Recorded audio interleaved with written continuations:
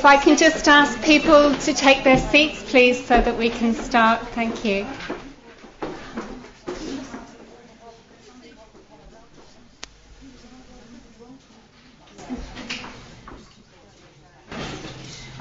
Okay. Good afternoon, everyone. My name is Michelle Scher. I'm the Acting Director of the Children's Research Centre here in Trinity College. You're all very welcome this evening to our lecture by Professor Jonathan Bradshaw. This lecture is being sponsored by the Structured PhD in Child and Youth Research. And this is a joint programme that's hosted at TCD Children's Research Centre and the Child and Family Research Centre at NUI Galway. In September of this year, we were very pleased to enrol our second cohort of students, and there are now 28 students in the entire programme. 14 of these are at the Children's Research Centre here in Trinity, and another 14 are at the Child and Family Research Centre in NUI Galway.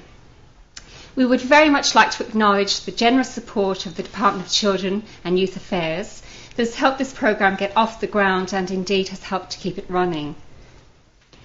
Students in the Structured PhD are undertaking their studies in the Schools of Social Work and Social Policy and the School of Psychology at TCD, and at NUI Galway in the School of Political Science and Sociology and the School of Psychology. The programme is strongly interdisciplinary and provides students with high-level and wide-ranging experience and skills that are needed in an evidence-informed policy environment. As well as the varied coursework component that takes place in the first 2 years of the programme, students also undertake a thesis in the final 2 years of the programme, and the thesis that they undertake really does reflect the interdisciplinary nature of the programme. And I know that you won't be able to see this very well, but just to give you a quick idea of the range of topics that students are involved in their thesis across the two campuses. So we've got a study looking at Farm, Youth and Future by Anne Cassidy. I'm not going to go through all of them because it's going to take too long, but this is looking at adolescent self-regulatory psychosocial capacities and their impact on positive youth at NUI Galway.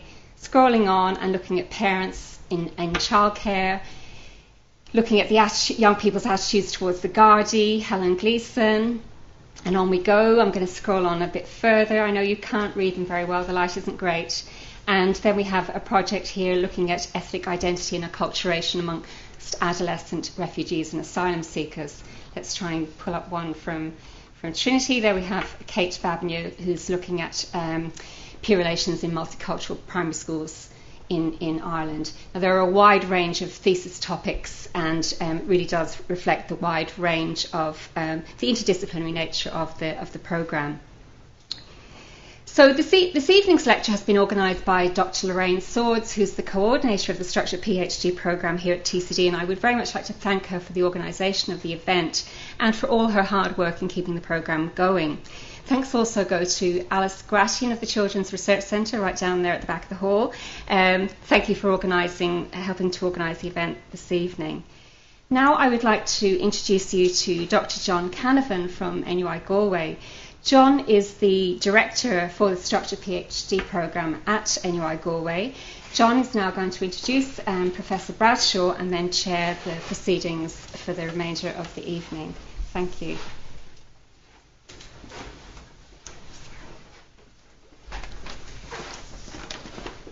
I'm just going to pull this back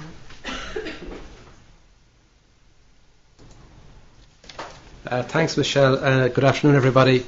I'll probably just move on quickly enough and just say that it gives me great pleasure on behalf of the joint PhD group to welcome Professor Jonathan Bradshaw to this talk and to thank him for undertaking this talk for us.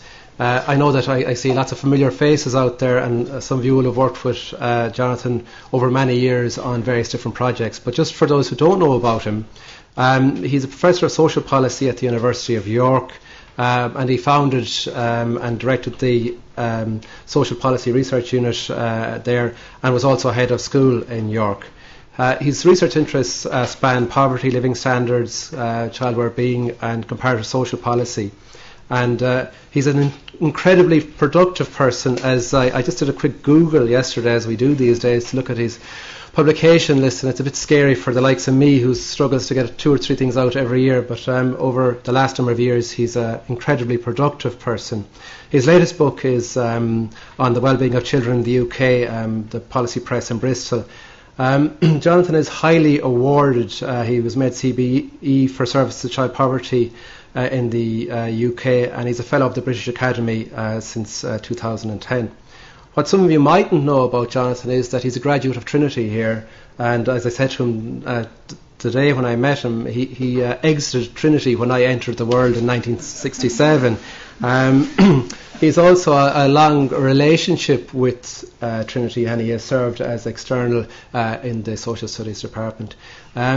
I think his reputation and what he's going to talk about today will speak for itself. It's a real pleasure to have somebody of his calibre contribute to this event, and he's already spoken to our students and undertaken or provided a really interesting talk. We're working him hard. He's going to do another 45 minutes of or so this afternoon, so we look forward to that. So before I hand over to Jonathan, just the usual thing, and I think we're probably at the stage in society and culture that we know to turn off our phones, but just in case, can we turn off our mobile phones, or at least put them on silent so that we're not interrupting our esteemed speaker.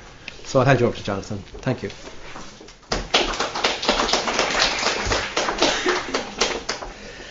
Well, thank you very much indeed, John, and it's a great pleasure to be here, and thank you, Lorraine, for organising it all, and thank you, all of you familiar faces who've turned out to support me. It's extremely kind of you. How do I go from... Do I just do that? No.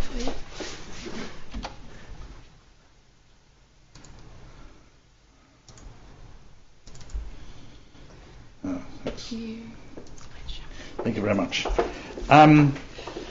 I need to disarm you right at the beginning of this talk, because it couldn't be a worse time to be presenting the paper that I'm going to be presenting. It's a cross-sectional comparative empirical paper, and when I agreed to give it, I don't think I expected the crisis would be so bad and go on for so long, and we would all be entering double-dip recessions.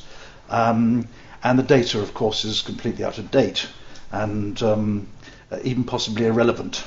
And I'm aware of the Irish budget this week and the UK autumn statement and the Euro crisis going on in the background, and all the policy change that's taking place, which makes quite a lot of what I'm going to present out of date. I should also say that Ireland's scholars have made a huge contribution to the topic that I'm going to be talking about, which is comparative analysis of child poverty. After having written my presentation, I received 2 papers from Chris Whelan, which kind of took the wind out of my sails, and I really need to start thinking about the whole thing again. Also, of course, the Irish government has pioneered the combination of deprivation and low income, which I've been advocating should be introduced as a measure of poverty throughout Europe for some time, and so the Irish government's been pioneering in this field. All I can say in defence of my paper is that I believe that child poverty is still the critical indicator of success or failure of our welfare states. The cuts that have been made in both the UK and Ireland have focused themselves on children, actually, outrageous, and people like me, pensioners, have got away scot-free, and that's got to change. And I was doing this work for the next UNICEF Innocenti report card, which is going to be published in the new year, report card 10. And it's the first analysis of poverty and deprivation, comparative perspective, using the special module in the 2009 Silk survey. So what I'm going to do is I'm going to present the child income poverty comparisons quite quickly because you're very familiar with them, and I'm going to talk about the determinants of child income poverty with an Irish spin. Then I'm going to say what's wrong with child income poverty measurement, and then I'm going to present the analysis of our new analysis of the new child deprivation module, present you with data on rates and composition and some data on overlaps, and then I'm going to draw some conclusions. So this is the traditional league table. Sorry, I don't know whether you can all see that, but it's the traditional league table of child poverty using a 50% median threshold in this case, because that's what UNICEF does. It follows the OECD practice. And this is mainly based on EU SILT data, but there's some non-EU countries here. And I've highlighted Ireland. If you can't see there you are, doing quite well really. In 2008 income data this is, towards the middle of the top third, the bottom of the middle of the top third of the league table, above the United Kingdom, and interestingly, there's Japanese data here, which we don't often see. Japan's child poverty rate is not very good, which perhaps is an indication of what happens when you have 10 years of absence of any economic growth.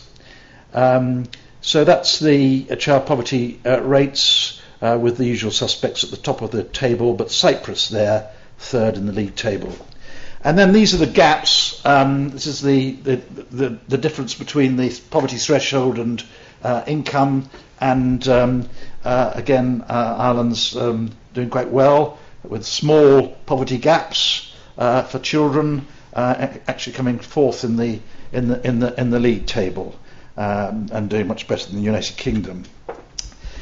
This compares the child poverty rate with the pensioner poverty rate, and as with most countries this is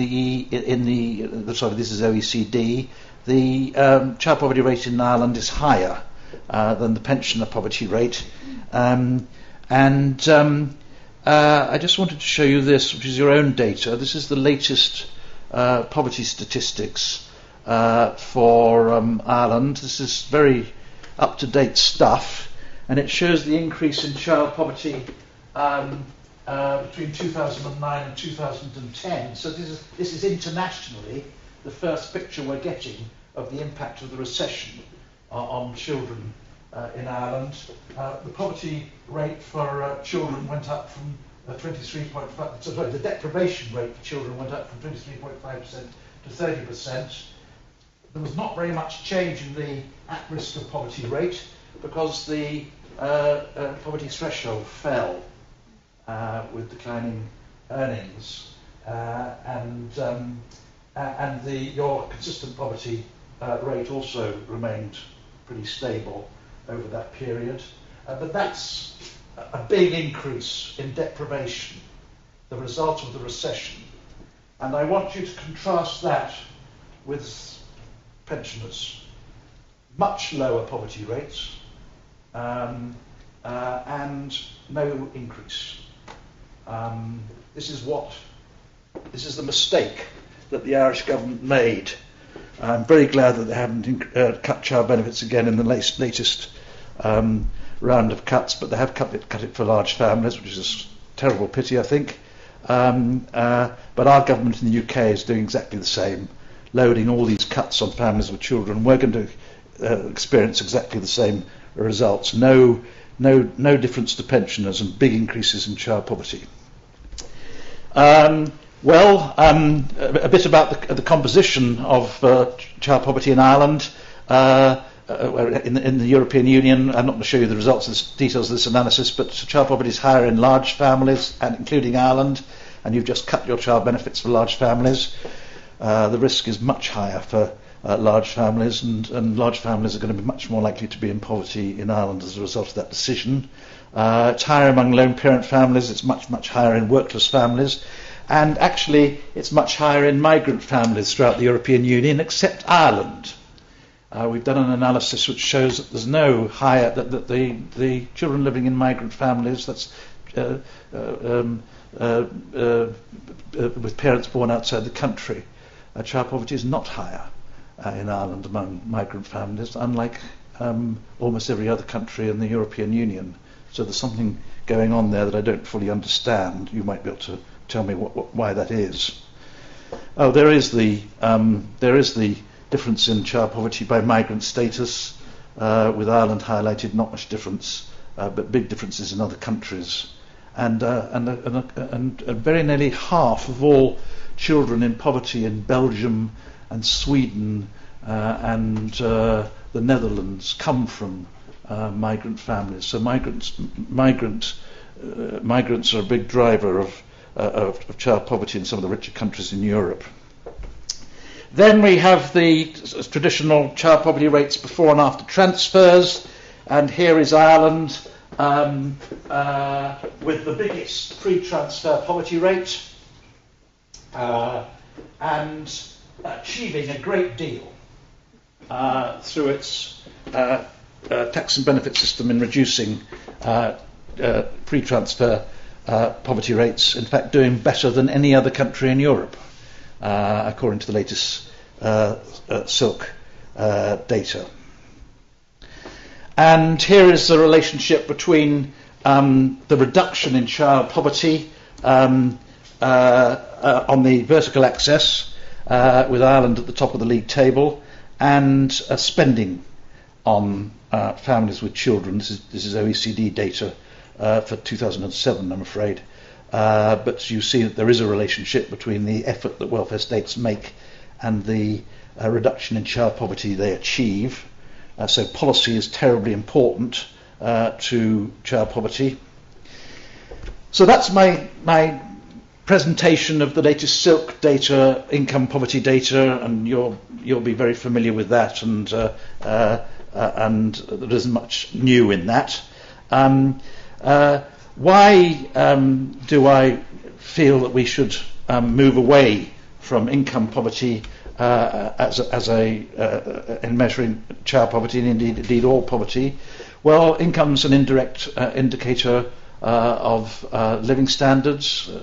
In fact, we know that expenditure is better in representing living standards. It's particularly unreliable in the case of countries with large rural populations, and the reporting of income is particularly unreliable with large proportions of the population in self-employment or the informal economy.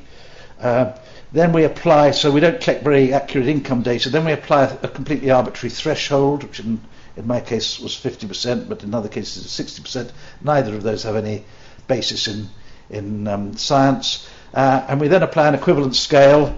Tony Fahy has been writing about this recently, which also has no basis in science, and I think underestimates the cost of children.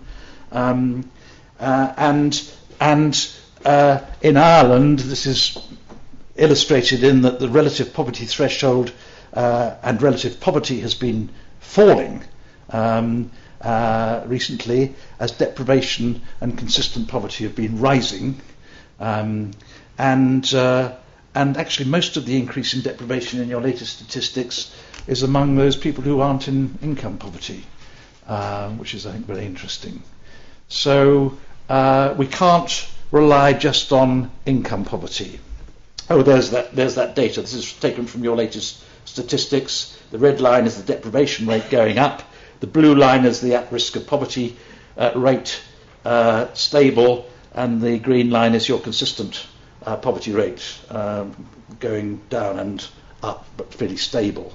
So people are becoming more deprived, but they're not becoming more income poor because the threshold is falling. It's mad. And just to illustrate that a bit more, this is children who are not poor, using the 50% income threshold, and this shows the proportion of the non-income poor children who have difficulties or great difficulties making ends meet, and in Ireland it's 30 something percent of the non-poor have difficulty or great difficulties making ends meet, and it shows the percentage of non-income poor who are not deprived on any of the EU GEO deprivation items. And in Ireland, about 20% of the non-income poor are deprived on the GEO index. And this shows the contrast. This is. We start with the blue lines, the proportion of children living in poverty. I've highlighted Ireland there. Then we take away from that those people who aren't deprived in any way using the European Union deprivation measures, and that reduces it by half, about. And then we take away from that those people who have no difficulty making ends meet. And we end up with a much, much smaller group.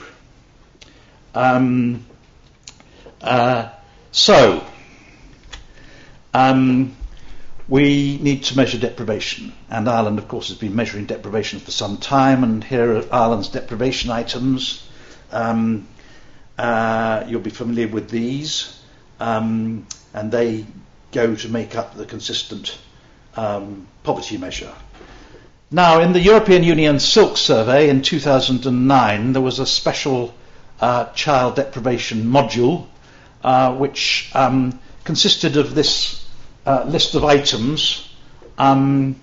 We have been doing work on this to try and produce a scalable index, and we dropped 4 of the items from the index because they didn't contribute to the scalability of the scale, and we added internet access to it because it did contribute to the scalability of the scale, and we ended up with a 14-item index. Irish colleagues have been doing work of a very similar nature on the Irish data, and they have come up with an almost identical scale, but a 13-item scale because they didn't include internet access. We, in this work we've been doing for UNICEF, have now applied this index to the Silk data. Sorry, this is absolutely hopeless. Here is Ireland, and this gives the proportion of children living in families lacking these items. And I'll just point out a few numbers. 9.6% of children lack access to the internet in Ireland. 4.9% are lacking leisure facilities. 3.6% don't have access to school trips. 3.6% don't have 2 pairs of shoes. Very small proportions. And here is another hopeless. Oh, that's not. This is not bad. This gives the proportion of children lacking 1, 2, 3, and 4 plus items using that index with a league table. And here is Ireland, and about 18% lack 1 or more of these items, and 2 or more it drops to less than 5%. And there is some re-ranking of countries according to where you draw the threshold, 1, 2, 3 items. And actually, I'm afraid we have found that this index doesn't work for Ireland. Not only for that reason, but actually it doesn't form a coherent scale. The Cronbach's alpha is less than 0.7. Now, the Irish scholars who've been working on this data and using the Irish data find that they do get a respectable scale, out of these indicators. So we need to reconcile our differences on it. But I don't think the scale is going to work for Europe either, because there's a lot of other countries where the scalability of the items isn't that satisfactory. Iceland, Norway, Sweden, the richer countries, it doesn't work for them. There aren't enough people deprived on any of the items in the scale to create a decent index. There aren't enough items in the list which are kind of items that would be lacked by wealthier, richer countries. So I think this scale is going to need to be developed if it's going to be useful in Europe in the long term. A bit about the composition of households lacking two or more, children lacking two or more items. Overall, it's 4 point something. Low educational level, nearly 12. Workless households, just over 14. Large families, 8%. Lone parents, over 12%. Migrant families, less likely to be deprived than the general population again, which is an interesting and unusual result for Ireland. And income poor, using the 50% median, 14%.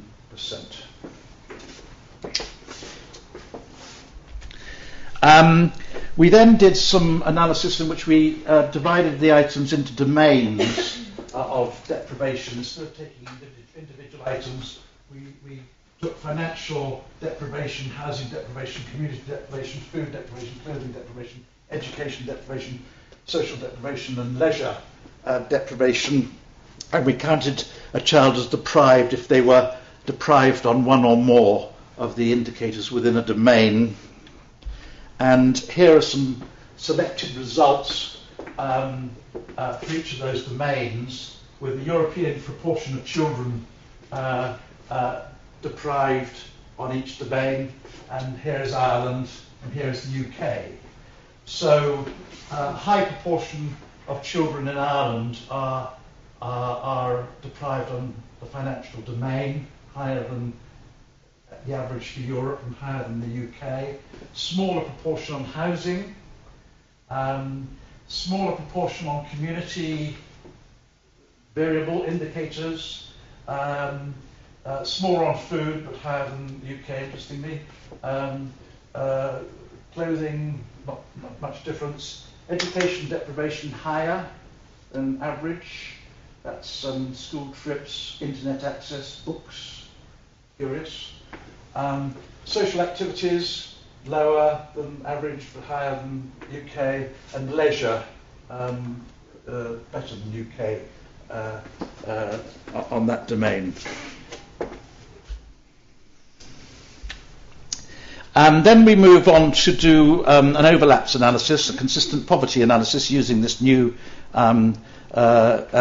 index, and the vast majority of children are not deprived on either income or deprivation.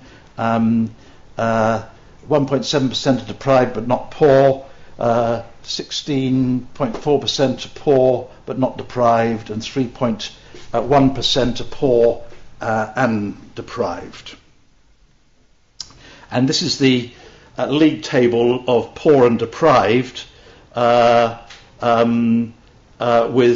Ireland coming here, 3.1% poor and deprived, and I think it illustrates again the difficulties of the weaknesses of the deprivation indicators in the richer countries of Europe, because when you combine income poverty and deprivation, you get terribly small numbers of cases in the richer countries. Really not enough to play with. You can't do much analysis with the very small numbers that you get, and we need a deprivation index that is useful further up the income distribution. Okay, some first conclusions. I don't think, as I've said, that the EU child deprivation questions are good enough for rich countries, and it needs to be reviewed. It will be reviewed as part of the half-time review and the 2020 strategy, and I think we need to build in some different indicators, and work is going on at the moment on that with Gio and the Bristol PSE team working on this data. As I've said at the beginning of my talk, my work needs to take account rather quickly, actually, of a brilliant paper coming out next year by Maitre, Watson and Whelan, and there's also a very good paper already published by the Gary Institute by Whelan and Maitre, which uses the EU silk data on Ireland. I think, however, at the end of the day, we need a child deprivation index, because the index that we are using in the EU silk and in the FRS analysis that's produced in Britain is parental reports on child deprivation. And the fact is that children in rich households may be deprived, and children in poor households are often not deprived. We have just developed, in work we've done in collaboration with the Children's Society, a 10-item deprivation index that we've used with large samples of children. And here are the 10 items that we have asked them about whether they lack because they can't afford. Those people who were at my previous seminar have already seen this slide. And we then did some analysis of a large sample of children aged 10 to 15, and we found that 43% of children living in families in the lowest equivalent income quintile were deprived on either only one or none of those items. So effectively they weren't deprived. Despite the fact that they had very low incomes, their parents were protecting them against deprivation. However, there were 12% of those in the highest quintile who were deprived on 3 or more items, and 2% deprived on 5 items or more.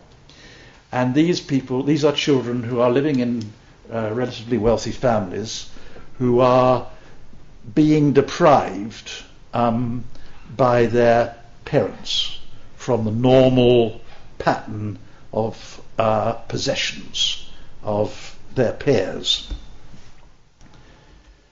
And we have found that the deprivation of children is a better explanation of their subjective well-being than the income level of their families. I'll just illustrate that to you. This is a subjective well-being score. I won't go into how we define it unless you want me to, but it's a score out of 20, and most children's subjective well-being is above the mean, regardless. But there's some variation in subjective well-being, and this is quintile income group of the family, and you'll see that there's hardly any variation in the overall subjective well-being of those people who are not deprived, those children who are not deprived by income quintile. However, in each of the income quintiles, there is a much bigger variation in subjective well-being by the level of deprivation, with those most deprived children in each quintile having lower subjective well-being. So the conclusion of that analysis is that the income of the household, and indeed other indicators of poverty in the household, don't explain as much of variation in subjective well-being as the actual deprivation of the children. Which makes sense, but we don't ask children about their feelings of deprivation. This hasn't been done. And I think it illustrates that we really need to do it. That's the end.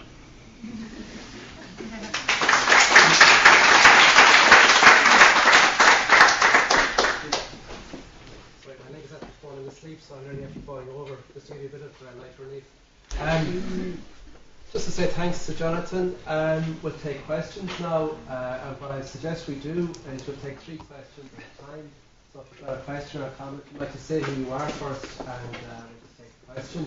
And I suppose we just keep it brief. Jonathan, wherever you want to take the questions, if you want to sit down or take it on a podium. So we fire on. Sorry. Just a little explanation maybe for the feelings of finding out about migrant children. It does appear odd if you put that in the context of findings from most other countries. And there might be other people in the room who have actually looked at this in detail using some of the data maybe we have for growing up in Ireland. But what I would say in an explanation is that migration is a very recent phenomenon in Ireland. I mean, there have always been migrants clearly, but they tended to be people like me. They were British or from Northern Ireland. They still are predominantly. Yes. But then after the late 90s, we had a lot more people coming from Eastern Europe, particularly after 2003. And so migration is a fairly recent phenomenon. So what you tend to find is, of course, that migrant families tend to be younger, and they tend to be working age, and they tend to be working. So that would have a big effect on their levels of deprivation and poverty that they were experiencing. I suppose in time, the profile of migrant families and migrant children might grow more like that of migrants in other countries. So maybe that's one point. And also, just in terms of, I don't know if people at the back, did you hear Richard's comments there? Okay. Maybe another question or comment? I have a comment on that, and it's just conjecture, it's not evidence-based or anything. But I think historically, migration is something economic, so like you say, it's a very recent thing in Ireland. But Ireland in the last 10 years required skilled workers. So a lot of the, well, again, I don't know the figures. I think a lot of the people that came to Ireland were they had university degrees. These were, people with an education, as opposed to, let's say, migration into America back whenever, so I think the positions that these people have taken, they're professional positions. A lot now, not all migrants moving into the country, but a higher proportion, I think, have moved into skilled labour positions. So that will be reflected in their children. Why haven't you had the experience of that we have had recently of a large influx of Lithuanians, Latvians, and Poles actually as well, coming to work in agriculture, agricultural-based industries, and are very poor, very poorly paid, very exploited. How have you managed to avoid that in Ireland? We did actually have that. So just don't have children. Oh, ours are. Children back home with grandparents, yeah. Maybe another question from the back somewhere? So the person there, just the glasses, yeah? I really enjoyed your presentation. I work in more in the qualitative field, so I'm really interested to hear the extent to which you're unpacking and taking the indicators. Because while working within the qualitative paradigm, you always want to have a broader reference point, and to hear that detailed level of critique that's going on around the indicators is really important to hear. And I just wonder, in terms of the methodological issue, the extent to which the refinement of them will be informed by kind of detailed qualitative work done with children, as you say, around more broader issues like subjective well-being. The other question I wanted to ask you relates to how you started out your talk. Mr. Bradshaw, you said that the changes and the cuts have targeted children but have left older people scot-free. And in a way, that's kind of framing the debate very much within a conflict between generations. Mm. And it's something I'm involved in a piece of research looking at intergenerational solidarity, and this is one issue we're looking at. And one of the things that an Irish longitudinal study of aging recently noted is that there's quite extensive transfers, including of cash, from all sorts of other kinds of supports that are going from older age groups to younger age groups that may, as well as parents and the nuclear household, be protecting children from poverty, be also contributing to that. So, I mean, I'm not saying that the obviously what the figures around deprivation are very stark in the 9.5% of older people, but I just wonder about taking policy discourse in that direction. Yeah. Is that a sound thing for us to do? Well, in the work we've been doing with the Children's Society and in relation and in the context of the poverty and social exclusion, new poverty and social exclusion survey in the UK, we've done a lot of qualitative work on indicators. Some of it with children, some of it with parents of children. And I can send you stuff if you're interested in it. If you email me, I can give you links to working papers and stuff. The intergenerational thing is a great challenge, and I'm not certain myself whether this is the right thing to do, because of course there are a lot of very poor elderly people as well. And actually, the empirical, and I've been doing some empirical analysis of welfare state effort on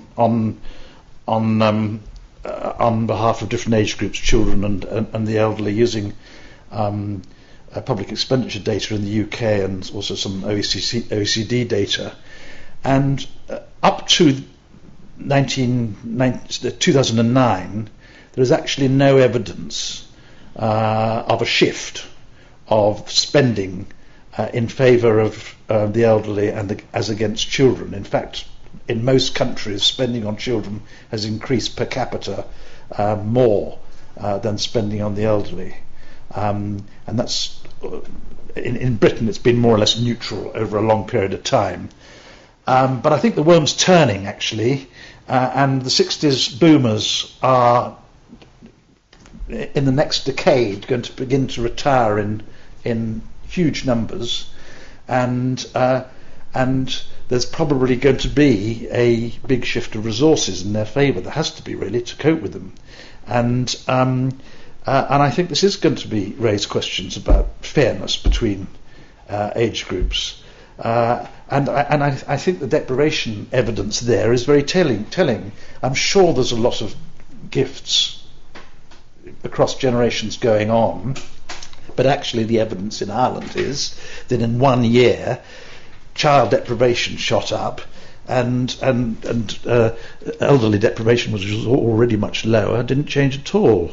And if the gifts were making all the difference, you wouldn't expect that to have happened. So I think we need to keep a very beady eye on it. And I just think it's unfair for sort of in the British context. I'm an Irish citizen, but I can't claim authority over what's happening in Ireland. In the British context, we've kept our winter fuel payments, £200 each without a means test, and they've frozen child benefits and cut child tax credits and abolished the educational maintenance allowance. And I mean, the list of cuts to children is just enormous. And I think we should start saying it, actually. It's not fair. Maybe some more questions? Or at the back? Showing the slide at the last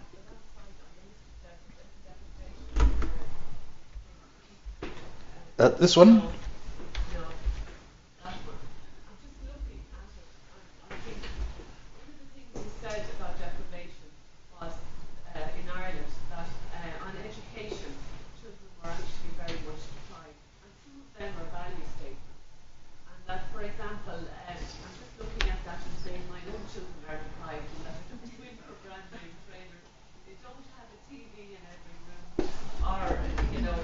Not a TV in every room. Well, it's just a lot of the time low-income families will spend on items rather than on educational activities or, you know what I mean? Sometimes values come into it rather than, particularly the iPod and, Oh, sorry. do you know what I mean? Yes. You know, like, I think The domains that we've counted in the education domain are access to an internet, books, educational books in the household, and a quiet place to do homework. Those are the three indicators that we've used on education. And in the Deprivation Index, there's brand name trainers, yes. There's an iPod or similar MP3 player, yes. it doesn't ask them how many books they have. It Uh, asks them how much help they get with homework. no, It doesn't ask them how many, if they've gone to the art gallery or to a museum or, you know, if their parents have actually taken them to the park to play or if they're involved in sports or, you know, all of those educational items. I think that's a very consumeristic scale, whereas I think, you know, I can see where it might be low and upper class incomes because they spend their money on different things. You might take them to the theatre, which costs a lot of money. Do you know what I mean? As compared to spending it on a brand name trainer. yes. Well, it was designed to identify material deprivation, and these were items that children themselves identified as things that they felt deprived of if they didn't have them, in order to be like their peers. That's similarly, but like we have it here with the Holy Communion and the confirmation, where parents, and at Christmas time, where parents go into debt to provide items for children, but yet the rest of the year they're stressed out and can't give them the time and, you know, for the real well-being, Yes, you know. yes. I just think you have to be careful when you're talking about deprived, that what kind of deprivation and what you're going to measure. Yes, I think I've drawn a distinction between material deprivation here and family relationships, and there are also indicators of those, but they're not material deprivations. Yes, no, absolutely no. Sorry, in my lecture previously, the most important determinant of subjective well-being of children is not these things. It's their relationship with their family. But we're talking about deprivation, material deprivation here, right? Yes, no, absolutely. Okay, maybe another question? Just want to know, just that within the same topic, I was thinking about the deprivation and the traditional scale and the scale of identified with the children. And I suppose one thing that's very clear with the deprivation scale is that people are asked if they don't have these items because they can't afford them Yes. and not for other reasons. Yes. I'm just wondering to what extent that's factored in here. They're identified as lacking because they can't afford them. But the children are asked, do you lack these because you can't afford them? So that's the child's perception Yes. of what can be afforded. Yes. Versus If they're lacked because they don't want them, we don't treat them as deprivation. yeah. And there is a problem there, of course, with Because apparently say we can't afford it, because what they really we don't want you to have. yes, it's no, exactly. Another question? Any other questions? Drew? Back, yeah. I think we should read the report of the riots in London. That's what's going to happen in the next 10 years. If you look at, talk about the things that were listed, the items that have been pushed by advertisements for years, people don't have them and so forth. I'm not making a suggestion whether right or wrong. But the police in London are not concerned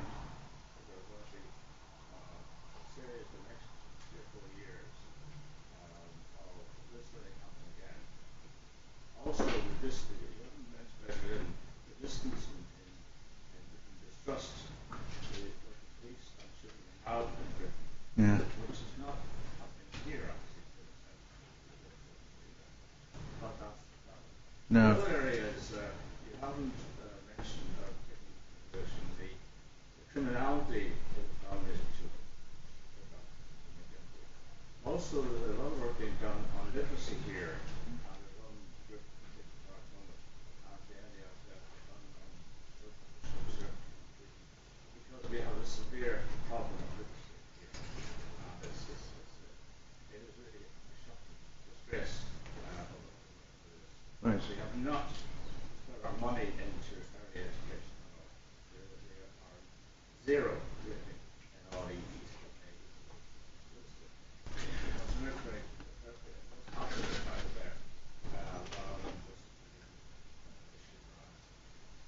Poverty measurement. Yes, no, I think you're right, and there was a very good UNICEF qualitative study done recently, which compared subjective well-being of children in UK, Spain, and Sweden, and tended to suggest that we did worse.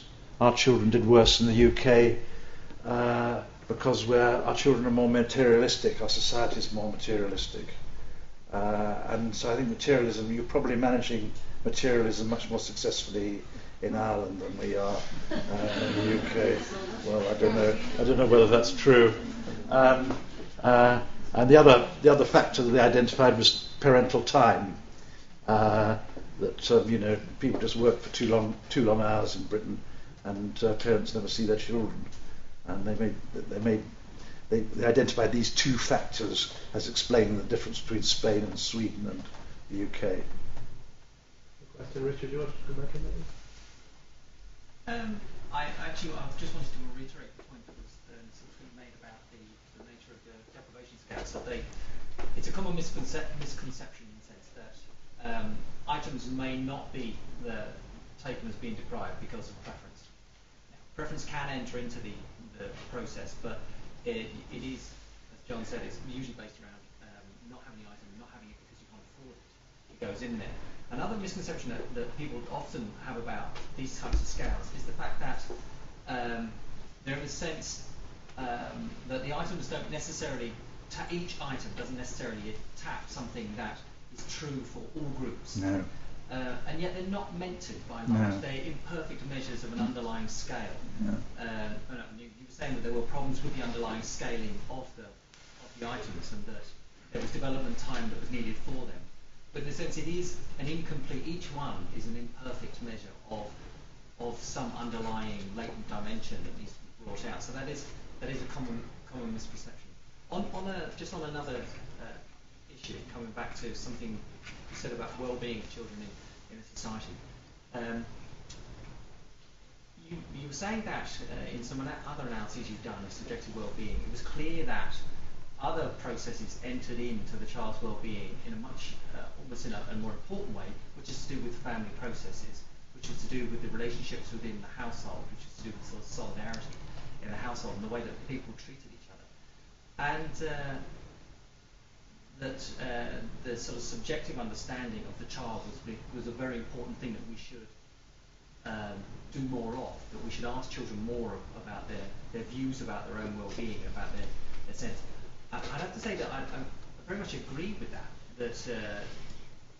although it's important to have the context within which the child lives and get good indicators of that. That itself should never be, in a sense, a replacement for the subjective well-being of the child too, that these two need to sort of complement each other. I've been doing some work with Colette McCauley, Yes. Colette, looking at...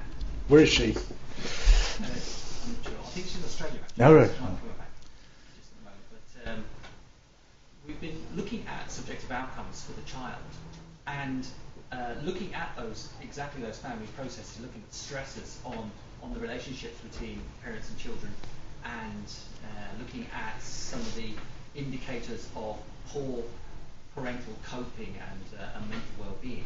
And it's clear that those factors have a greater impact on the subjective well-being of the child than quite an extensive list of socioeconomic predictors. So if you're putting in social class, education of the that's parents, putting in levels of deprivation, all of those things. When you control for those things, you still get this really clear gradient, like we showed coming through for the family processes themselves.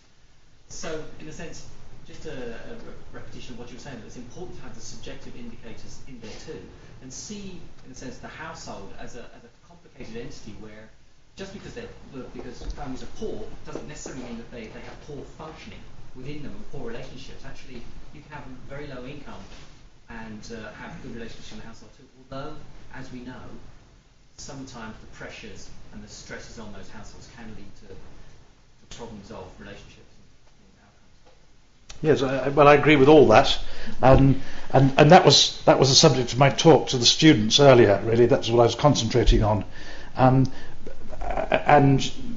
I showed in that presentation that the most important determinant of subjective well-being was family relationships, then the amount of choice children have, then their material circumstances, and so on. But I think this analysis I showed just at the end means, well, I think we underestimate the importance of material circumstances if we collect the material circumstances data from the household rather than from the child, because I think there's a difference, and I think that this scale by itself explains about 15% of the variation in subjective well-being, and all the socio-demographic factors that you mentioned explain about 8%. So it's not unimportant. We mustn't neglect it. Any other questions? Yeah, Jonathan, thanks very much. It's very, very interesting, and I think it's really helpful for starting to look at how material transfers take place within households, and where where you have very well-off households where the children at least feel deprived or they're not able to access certain areas. So I think that would be a very welcome development in terms of how we look at child poverty in this country and beyond. What I'm wondering about is the scale that you've drawn up is very much focused on older children or middle childhood and beyond. And I wonder if the deprivation around younger children can sometimes be a huge trigger for families. And whether that's something that, first of all, you intend to look at in terms of building a scale around that, and secondly, I suppose, how that might be operationalised in the field. So how you would actually go about working out how to get that information. I just wondering if you've considered that. Well, we've just started interviewing 8-year-olds, and we don't think that they can really do it. We don't think that they can hack these kinds of questions. Do you lack these things because you can't afford them? And so I don't think that we can use the same methodology for children of younger ages. And then I think it comes down to much more qualitative methods. I can't see that we're ever going to be able to measure deprivation of children in the middle years of childhood. You did. What age of children did you give cameras to? Yeah, I think the age was starting at 8 at the work that was done around that on looking at child. Yeah. Do you think it would have worked with 6 and 7-year-olds? Potentially. I don't know. I suppose it's just when we look at deprivation and we look at it in terms of the middle childhood and the older children, it may be that those children are taking account of what people have been saying about, maybe value statements around what they have access to, but they have different ways of accessing those kinds of things compared with younger children. And even if it were possible to start working out the dimensions for those younger children, what they might be or what they could potentially look like. Because they don't look like that list. No. They're a different list, and they're a different list to the lists that are currently in EU deprivation items in Ireland.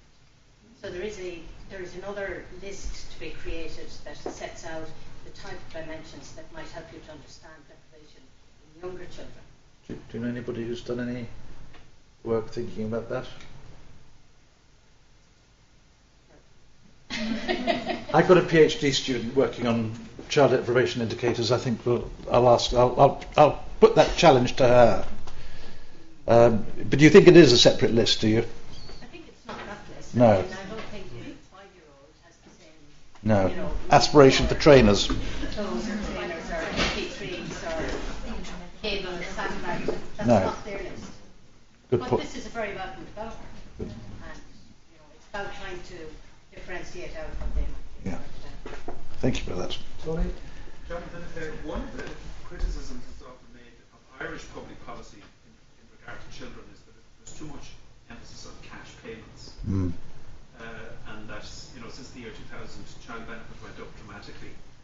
But the whole question of, and I think it's an extension of what Sinead was talking about there, the problem of services and supports for preschool children. A lot of people say that's the really glaring gap in the Irish system. Now, a couple of years ago, there was a very positive development in that a chunk of cash payments to children, the Early Childhood Care Supplement, was withdrawn. I think it's costing about 450 million a year. And it was replaced with a free preschool year for all children, which cost about 150 or 160 million a year. Now, it remains to be seen what the effect of that will turn out to be. But I think a lot of people believe that free preschool year will be of more benefit to children from educationally poor households. In other words, the developmental benefit of it will be very strong, and it might actually be a better way of using public money. One of the side effects of this kind of way of measuring childhood deprivation is that it does, it prompts a minister to say, well, the solution is household incomes. But the other approach is to say that a child's deprivation, it may not even be in consumer goods, nor even, it may be in family relationships, but the state can't do a whole lot about family relationships. But it can provide compensating services in situations where there are poor family relationships by way of either poor educational environment in the home at an early age, or even, one of John Kennegan's own fields is family support for highly vulnerable families where there's a risk of child neglect. Mm.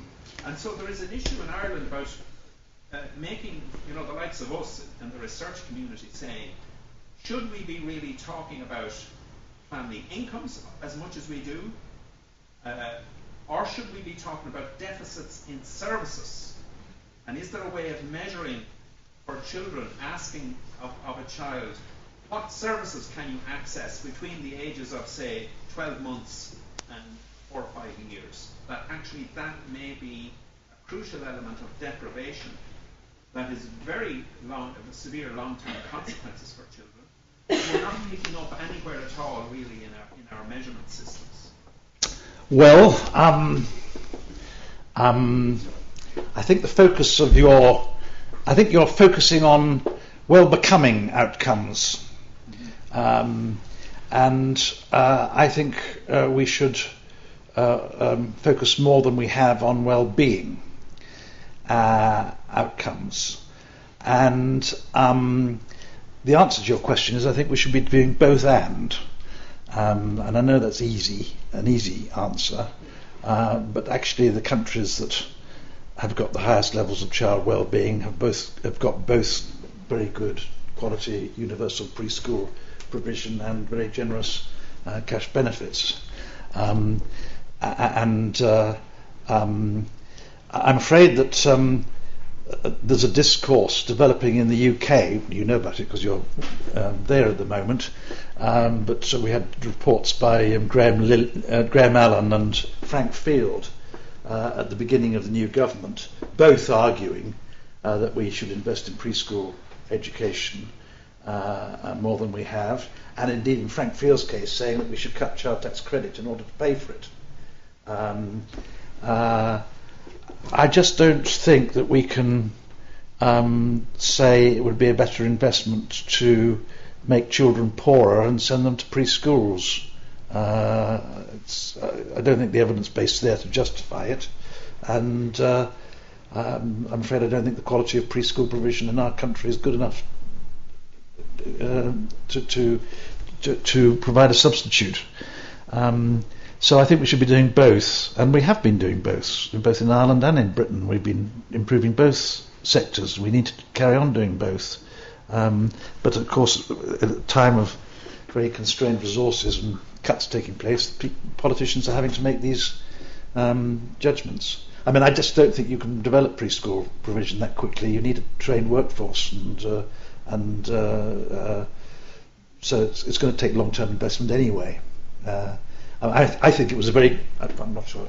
I think it was a good thing that you gave a free place to 3-year-olds.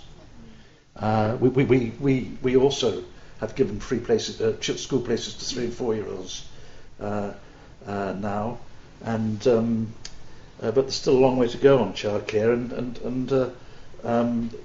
it needs a kind of strategy, a long-term strategy to develop it. So I think we should try and avoid trading off. I'm even more unhappy about trading off preschool childcare against anti-poverty measures than I am old people's well-being against children's well-being. I'm conscious that Jonathan has been, speaking and fielding questions for a while now. So maybe just one final question, and we'll leave it at that. Okay. Well, I suppose it remains for me, again on behalf of the joint PhD, to say thanks again to Jonathan for his presentations just now and earlier in the afternoon. I think it's been an excellent presentation here, and the questions very stimulating and very interesting. So on behalf of everybody, thanks, Jonathan. Thank you very much.